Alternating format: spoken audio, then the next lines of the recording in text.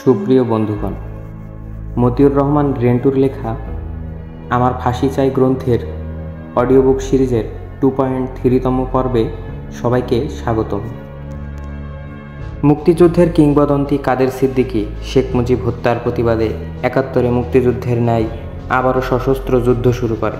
শেখ মুজিব হত্যাকাণ্ডের পর আওয়ামী লীগের নেতারা এবং শেখ মুজিবের মন্ত্রিসভার সদস্যরাই খন্দকার মোশতাক আহমেদের নেতৃত্বে মন্ত্রিসভা গঠন করে।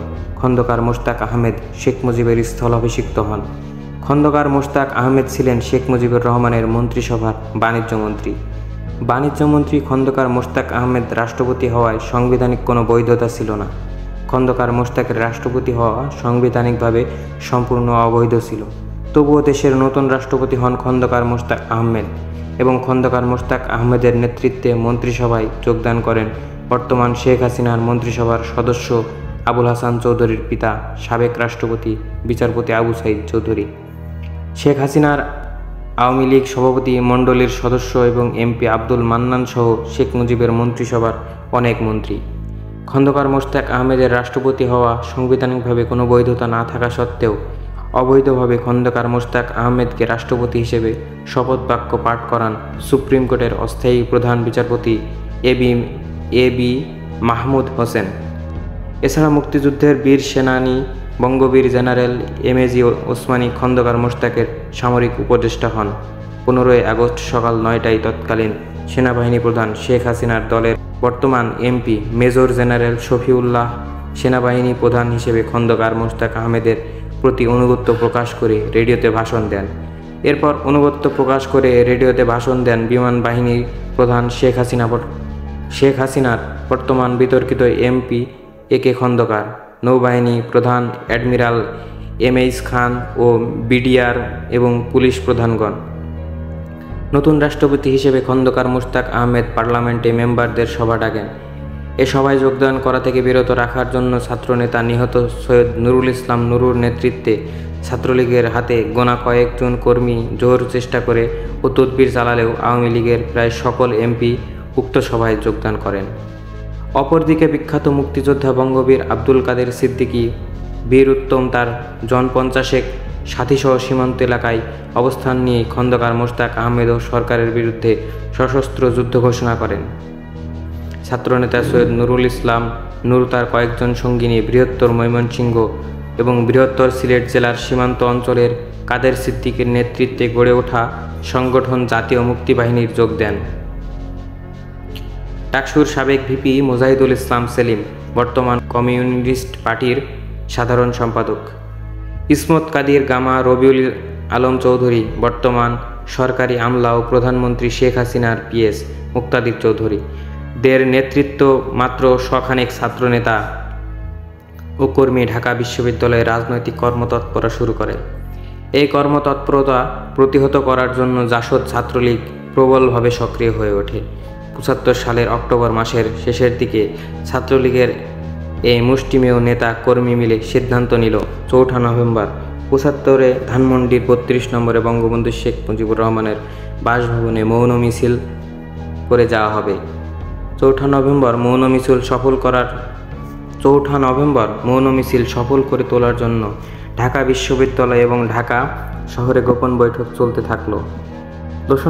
2রা নভেম্বর দিবাগত গভীর রাতে অর্থাৎ 3রা নভেম্বর প্রত্যুষে দেশে দ্বিতীয় সামরিক অভ্যুত্থান ঘটল। 3রা নভেম্বর সকালে সোভিয়েত রাশিয়ার নির্মিত বোমারু বিমান MiG-21 আকাশে উড়ল এবং খুবই নিচ দিয়ে ঘন ঘন মহড়া দিতে লাগলো। বাংলাদেশ বেতার ও রেডিও বাংলাদেশ এবং টেলিভিশন সম্প্রচার সারাদিন বন্ধ রইল। বোমারু বিমানের নিচ দিয়ে ঘন ঘন মহড়া দেওয়া এবং রেডিও বন্ধ থাকায় দেশে যে দ্বিতীয়বার সামরিক অভ্যুত্থান হয়েছে এটা স্পষ্ট বোঝা গেল এবং এটাও সুস্পষ্ট বোঝা গেল যে এই দ্বিতীয় সামরিক অভ্যুত্থানের জয় পরাজয়ের কোনো নিশ্চিত ফলাফল এখনও হয়নি, কোনো পক্ষ এখনও নিশ্চিত বিজয়ী হয়নি। আর এজন্যই বোমারু বিমান MiG-21 বারবার নিচে ড্রাইভ দিয়ে প্রতিপক্ষকে বোমা মারার হুমকি দিচ্ছে এবং বেতার ও রেডিও বন্ধ রয়েছে। বোমারু বিমান বোমা মারার হুমকি দিচ্ছে কিন্তু বোমা মারছে না। এ থেকে বোঝা যাচ্ছে দুপক্ষের সাথে আলোচনা চলছে আর সেই জন্যই যুদ্ধবিমান আক্রমণের মহড়া দিচ্ছে কিন্তু আক্রমণ করছে না। রাতে হঠাৎ টেলিভিশন সম্প্রচার শুরু করলো কিন্তু অভ্যুত্থান সম্পর্কে কোনো কিছুই বলা হলো না। 4 নভেম্বর সকালবেলা পূর্ব নির্ধারিত কর্মসূচি অনুযায়ী মৌন মিছিলের প্রস্তুতি নিয়ে শপাচেক ছাত্র জনতা বিশ্ববিদ্যালয়ের বটতলায় সমবেত হলো। সমবেত ছাত্র জনতা বিচ্ছিন্নভাবে সামরিক অভ্যুত্থান নিয়ে আলোচনা করল। এদেরকে অধিকাংশরই ধারণা সেনাবাহিনীর নতুন প্রধান মুক্তিযুদ্ধের ঘোষণাদানকারী মেজর জেনারেল জিয়াউর রহমান অভ্যুত্থান করেছেন। মুক্তিযুদ্ধের ঘোষক হিসেবে সাধারণ মানুষের কাছে জেনারেল জিয়ার একটি পরিচিতি ছিল এবং গ্রহণযোগ্যতা ছিল। তাই অনেকে মনে করেছে জেনারেল জিয়াউর রহমানের নেতৃত্বে সামরিক অভ্যুত্থান হয়েছে। অবশ্য কেউ কেউ বলল ব্রিগেডিয়ার খালেদ মোশাররফ অভ্যুত্থান করেছেন। অভ্যুত্থানের নেতৃত্ব কে দিয়েছেন তা পুরোপুরি নিশ্চিত না হওয়া গেলেও একটা বিষয়ে নিশ্চিত হওয়া গেছে যে 15ই আগস্টে অভ্যুত্থান করে শেখ মুজিবকে যারা হত্যা করেছে তারা এখন আর ক্ষমতায় নেই এবং তারা দেশ ত্যাগ করেছে। ইতিমধ্যে আরও কয়েকশো লোক সমবেত যোগ দিয়েছে। 700-800 লোক নিয়ে মৌন মিছিল শুরু হলো। মৌন মিছিল ধানমন্ডির 32 নম্বর সড়কে বঙ্গবন্ধু শেখ মুজিবুর রহমান এর বাসভবন অভিমুখে যাত্রা করল। পলাশীর মোড়ে পুলিশ প্রথম বাধা দিল। পুলিশ বলেছে মিছিল নিষিদ্ধ, আপনারা মিছিল করবেন না।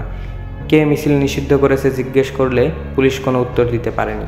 পুলিশ বলেছে আপনারা একটু অপেক্ষা করুন, আমরা ঊর্ধ্বতন কর্তৃপক্ষের কাছ থেকে জেনে নেই। কিন্তু মিছিল থামল না।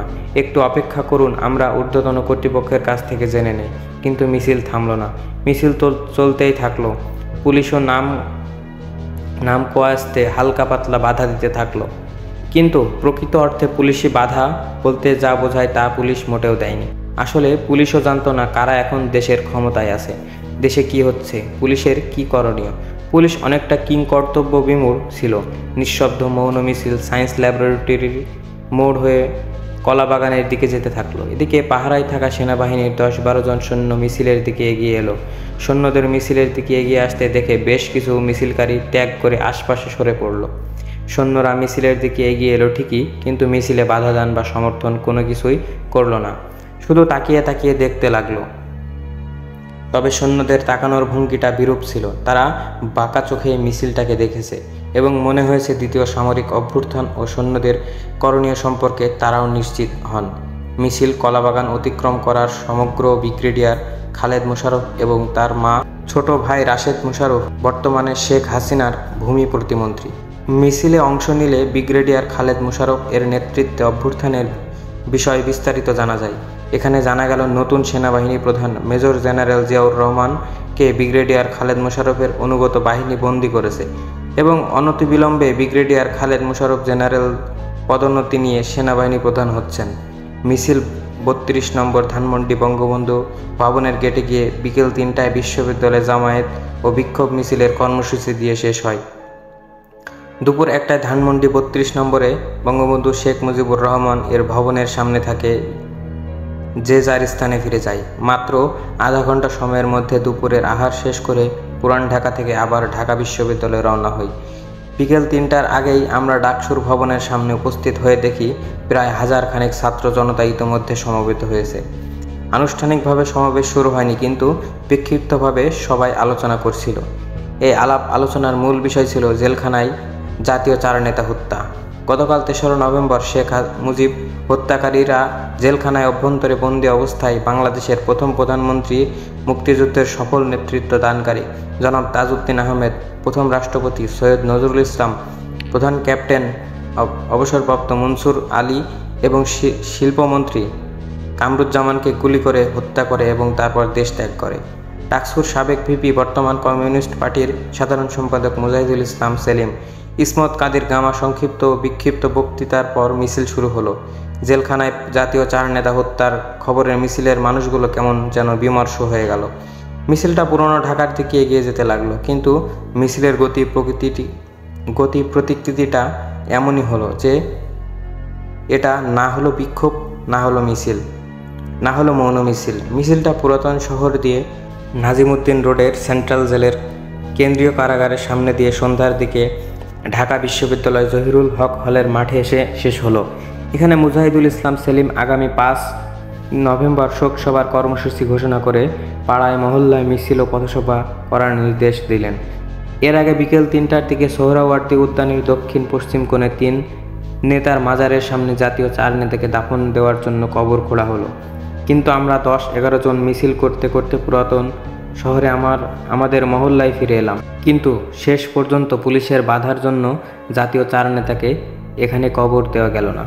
আমরা 10-11 জন মিছিল করতে করতে পুরাতন শহরে আমাদের মহল্লায় ফিরে এলাম। তখন রাত 8টা। মহল্লায় এসে পরিচিত মাইকের দোকান থেকে মাইক এবং গ্যারেজ থেকে রিক্সা নিয়ে মাইক বেঁধে মিছিল এবং পথসভা করতে লাগলাম।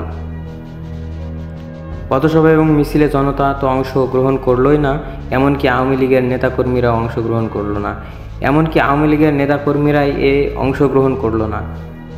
আমরা 10-11 জন ছাত্রনেতা কর্মী সারাটা পুরাতন শহরের যতটা এলাকা সম্ভব মিছিল আর পথসভা করতে থাকলাম।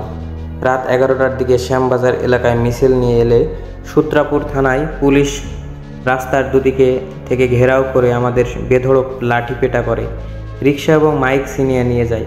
পুলিশের এই হামলায় গুরুতর আহত হয়ে ছাত্র ইউনিয়ন নেতা, বর্তমান সরকারি আমলা খন্দকার শওকত হোসেন জুলিয়াস এবং কবি নজরুল সরকারি কলেজের তুখোড় ছাত্রনেতা, সৎ ও প্রতিবাদী ব্যক্তিত্ব, বিএনপি সরকার কর্তৃক মনোনীত 79 নম্বর ওয়ার্ড চেয়ারম্যান, বর্তমান জাতীয়তাবাদী দল 79 নম্বর ওয়ার্ড সভাপতি জননেতা মোহাম্মদ ফরিদ উদ্দিন। আমরা সবাই পালিয়ে গেলাম, রাতে কেউই বাসায় থাকলাম না। কিন্তু রিক্সাওয়ালা, রিক্সার মালিক, মাইকওয়ালা এরা সবাই আমাদের বাসায় এসে রিক্সা আর মাইক দাবি করে বসলো। পরদিন সকালে টাকা পয়সা দিয়ে থানায় লোক পাঠানো হলো রিক্সা আর মাইক ছাড়ানোর জন্য, কিন্তু পুলিশ কিছুতেই মাইক আর রিক্সা ছাড়ল না। 3রা নভেম্বর ব্রিগেডিয়ার খালেদ মোশাররফের নেতৃত্বে সংগঠিত দ্বিতীয় সামরিক অভ্যুত্থানে বঙ্গবন্ধু শেখ মুজিবুর রহমানের হত্যাকারীরা দেশ থেকে পালিয়ে গেলেও যার নেতৃত্বে শেখ মুজিবুর রহমানকে হত্যা করা হলো এবং যিনি সংবিধান বহির্ভূতভাবে অবৈধ পন্থায় দেশের রাষ্ট্রপতি হয়ে বসলেন, সেই খন্দকার মোশতাক আহমেদ ঠিকই রাষ্ট্রপতি পদে বহাল থাকলেন। 15ই আগস্ট সকালে বাংলাদেশের রাষ্ট্রপতি বঙ্গবন্ধু শেখ মুজিবুর রহমানকে হত্যা করে সংবিধান বহির্ভূত পন্থায় সম্পূর্ণ অবৈধভাবে রাষ্ট্রপতি হয়ে বসা খন্দকার মোশতাক আহমেদকে রাষ্ট্রপতি হিসেবে শপথ বাক্য পাঠ করান বাংলাদেশের সুপ্রিম কোর্টের তৎকালীন অস্থায়ী প্রধান বিচার ABM মাহমুদ হোসেন। সংবিধান বহির্ভূত পন্থায় রাষ্ট্রপতি পদে অধিষ্ঠিত খন্দকার মোশতাক আহমেদের কাছ থেকে 5 নভেম্বর 1975-এ ব্রিগেডিয়ার খালেদ মোশাররফ পদোন্নতি নিয়ে মেজর জেনারেল হন এবং সেই সাথে মুক্তিযুদ্ধের ঘোষক মেজর জেনারেল জিয়াউর রহমানকে সেনাবাহিনী প্রধানের পদ থেকে সরিয়ে দিয়ে নিজেই সেনাবাহিনী প্রধান পদে অধিষ্ঠিত হন। বিমান বাহিনী প্রধান ও নৌবাহিনী প্রধানগণ খালেদ মোশাররফকে মেজর জেনারেল ও সেনাবাহিনী প্রধানের ব্যাজ পরিয়ে দিচ্ছেন, এ ছবি পত্রিকায় প্রকাশিত হয়। 5 নভেম্বর বিশ্ববিদ্যালয় এলাকায় 5,000 ছাত্র জনতা সমবেত হলেও নেতৃত্বের অভাবে এবং জাসদ ছাত্রলীগের দাপটের কারণে 4 নভেম্বর ঘোষিত 5 নভেম্বরের শোকসভা অনুষ্ঠিত হয়নি।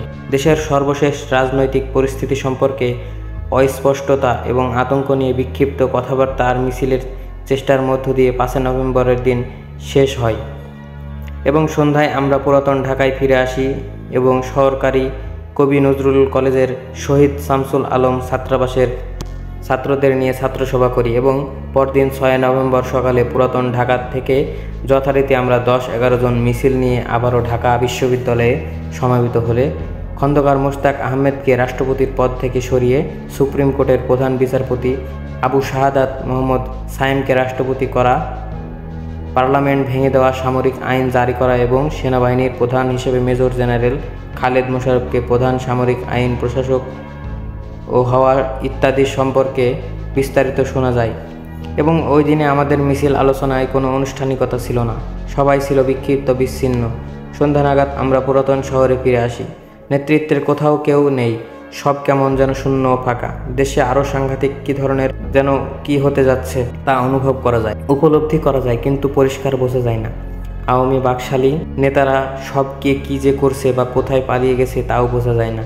ছাত্র নেতাদের মধ্যে বঙ্গবন্ধু শেখ মুজিবের ভাগ্নে শেখ শহীদ অনেকটা পাতানো গৃহবন্দী বলেই মনে হচ্ছে। ইসমত কাদির গামার ততটা বুদ্ধিশুদ্ধি নেই, তবে কিছুটা করার চেষ্টা আছেন। রবিউল আলম চৌধুরী, বর্তমান আমলা প্রধানমন্ত্রী শেখ হাসিনার PS মুক্তাদির চৌধুরী আছেন, সব সময়ই আছেন। বলতে গেলে সেই এখনকার সবচাইতে বড় নেতা। ডাকসুর সাবেক VP ছাত্র ইউনিয়ন নেতা মুজাহিদুল ইসলাম সেলিম হলেন কিছু একটা করার চেষ্টাকারীদের মূল নেতা। ছাত্রনেতা সৈয়দ নুরু কাদের সিদ্দিকীর সাথে যোগ দিয়েছেন। আগামীকাল যথারীতি বিশ্ববিদ্যালয়ে যাওয়া ছাড়া আমাদের কোনো কর্মসূচি নেই। রাত যখন গভীর হলো 1:30-2টা বাজে, ঘড়ির সময় অনুযায়ী 7 নভেম্বর গভীর রাতে হঠাৎ গুলির আওয়াজ শোনা যেতে লাগলো। রাত যতই বাড়তে থাকলো গুলির আওয়াজ ততই বাড়ল। গুলির আওয়াজ মনে হতে লাগলো এ যেন 25শে মার্চ 75-এর মতো এক কালো রাত। 25শে মার্চ 1971-এ পাকিস্তানি হানাদার বাহিনী নিরস্ত্র ঘুমন্ত বাঙালিকে নির্বিচারে গুলি করে হত্যা করেছে। কিন্তু আজকের গুলি কারা করছে, কেন করছে, কার বিরুদ্ধে করে বোঝা যাচ্ছে না। 7 নভেম্বর ভোর হতে না হতেই দেখা গেল সেনাবাহিনীর সিপাহীরা আকাশপানে গুলি করতে করতে রাস্তা দিয়ে পায়ে হেঁটে গাড়িতে চড়ে যেভাবে খুশি ঘুরে বেড়াচ্ছে। আর এই সেনা সিপাহীদের সঙ্গে স্বতঃস্ফূর্তভাবে জনগণের একটা অংশ যোগ দিয়েছে। সিপাহী জনতা রাজপথে মিছিল করেছে আর আকাশের দিকে গুলি ছুটছে, স্লোগান দিচ্ছে। সিপাহী জনতার এই মিছিল থেকে নানা ধরনের স্লোগান দিতে শোনা গেল। কোনো মিছিল থেকে স্লোগান উঠল মোশতাক জিয়ার বাংলাদেশ, মোশতাক জিয়া জিন্দাবাদ, মুসলিম বাংলা জিন্দাবাদ। কোনো মিছিল থেকে স্লোগান উঠল কর্নেল তাহের জিন্দাবাদ, তাহের জিয়া ভাই ভাই, গণবাহিনী জিন্দাবাদ, সিপাহী জনতা ভাই ভাই ইত্যাদি নানা ধরনের স্লোগান দিতে শোনা গেল। সিপাহী জনতার মিছিল থেকে এই সিপাহী জনতার সামনে কোনো সুস্পষ্ট লক্ষ্য বা পরিষ্কার কোনো ধারণা যে ছিল না তা বোঝা যাচ্ছিল, এবং সিপাহী জনতার বিদ্রোহ যে আওয়ামী লীগের বাকশালী এবং শেখ মুজিব এর অনুসারীদের বিরুদ্ধে তা নিশ্চিত ছিল। ওই মিছিলকারী সিপাহী জনতা আওয়ামী লীগ, বাকশালী এবং শেখ মুজিবের অনুসারীদের দেখামাত্র যে মেরে ফেলত তাতে কোনো সন্দেহ ছিল না।